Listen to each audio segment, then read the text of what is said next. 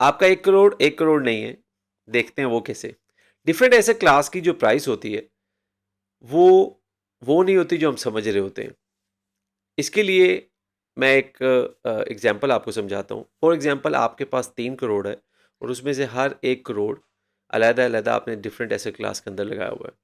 1 करोड़ आपने गोल्ड में इन्वेस्ट किया हुआ है, 1 करोड़ जो है वो आपने स्टॉक्स में इन्वेस्ट किया हुआ है और 1 करोड़ की आपने प्रॉपर्टी ली हुई है। अब हम ये देखते हैं कि आज अगर हम ये समझ रहे हैं कि हमारे पास 1 करोड़ की वैल्यू है इन तीनों एसेट क्लास में और हम इसको बेचने जाते हैं तो हमें क्या मिलेगा।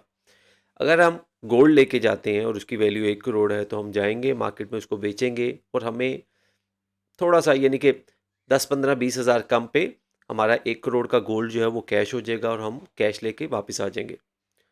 अब हम बात करते हैं स्टॉक्स की। जब हम स्टॉक्स की बात करते हैं तो अगर हमारे स्टॉक्स 1 करोड़ के हैं और हम उसको बेचने जाते हैं तो हमें 0.5% 1% का एक स्प्रेड पड़ेगा। अगर हम मार्केट में शेयर्स बेचते हैं तो हम उस प्राइस पे नहीं बिकेंगे जो मार्केट शो कर रही है। एक स्प्रेड होगा उस पे वो शेयर्स बिकेंगे। जैसे मैंने आपको बताया 0.5% 1%, तो 1 करोड़ के पीछे आपको शायद 1 से 2 लाख रुपए का जो है वो एक कॉस्ट आपको लगे।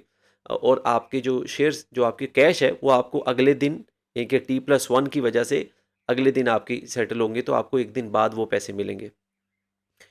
अब हम आते हैं प्रॉपर्टी के ऊपर। देखिए प्रॉपर्टी की कोई मार्केट प्राइस नहीं होती। कोई ऐसा नहीं है कि स्टॉक एक्सचेंज की तरह या गोल्ड की तरह कोई प्राइस लग रही है।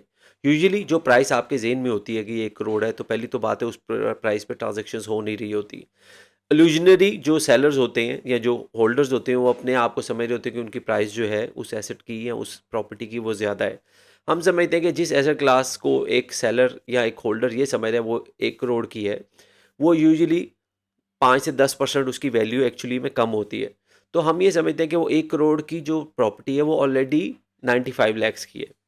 अब अगर हम उसको आज बेचना चाहते हैं, हम ये कहते हैं कि यार हमें उसे आज ही बेचना है, तो याद रखिएगा वो कम से कम 5 से 10 और इवन 15% डिस्काउंट पे बिकेगी, डिपेंडिंग अपॉन कि वो प्रॉपर्टी किस जगह पे है। तो इट मीन्स कि वो जो 1 करोड़ आपने जेन में रखा हुआ है 1 करोड़ नहीं होगा। अगर आज आप उसको सेल करने जा रहे हैं तो समवेयर अराउंड 80 to 85 लैक्स और इन वेरी गुड कंडीशन वो 90 लैक्स का आपको वो आपकी जो है ना वो प्रॉपर्टी बिकेगी। ये बताना क्यों ज़रूरी है।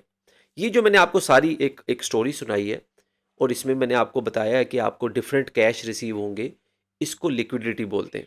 लिक्विडिटी का मतलब ये होता है कि आप किसी एसेट क्लास को कितनी जल्दी, ठीक है, और किस रेट पर बेच सकते हैं। जब आप किसी एसेट क्लास को जब भी कभी खरीदने जाएं तो आपने ये चीज़ जहन में रखनी है कि वो किस हद तक लिक्विड है और कितनी जल्दी आप उसको बेच सकते हैं। इसी चीज़ को लिक्विडिटी बोला जाता है। बहुत सारे लोग जो हैं जिनसे मैं मिलता हूँ उन्होंने कभी लिक्विडिटी का ज़हन में भी नहीं रखा। वो शायद एसेट क्लास को इसीलिए ख़रीद रहे होते हैं कि अच्छा शायद जब भी हम चाहें उसको बेच लेंगे, जबकि ऐसा नहीं है। हर एसेट क्लास जो है वो हर टाइम पे नहीं बिक सकता। इसलिए आपको इस चीज़ को ज़हन में रखना है कि जब आप बाय करने लगें किसी भी एसेट क्लास को, तो ये चीज़ ज़हन में रखिएगा उसकी लिक्विडिटी क्या है। क्योंकि जितनी कम लिक्विडिटी होगी उतना स्प्रेड जो है बायर और सेलर का वो उतना ज़्यादा होगा। इसीलिए प्रॉपर्टीज़ के अंदर जो स्प्रेड होता है बाइंग और सेलिंग का वो बहुत ज़्यादा होता है। स्टॉक एक्सचेंज में कम होता है और गोल्ड में शायद बहुत ही ज़्यादा कम होता है। तो अगेन मैं आज की जो वीडियो बनाने का मकसद ये था कि आपको ये समझ आए कि लिक्विडिटी कितनी इंपॉर्टेंट होती है और वो आपके ओवरऑल रिटर्न्स पे कितना ज़्यादा इम्पैक्ट कर सकती है। इसलिए जब भी बाय करें लाजमी रिसर्च करें। और इसमें अगर आपका कोई क्वेश्चन या सजेशन हो तो लाजमी बताइएगा। Thank you very much.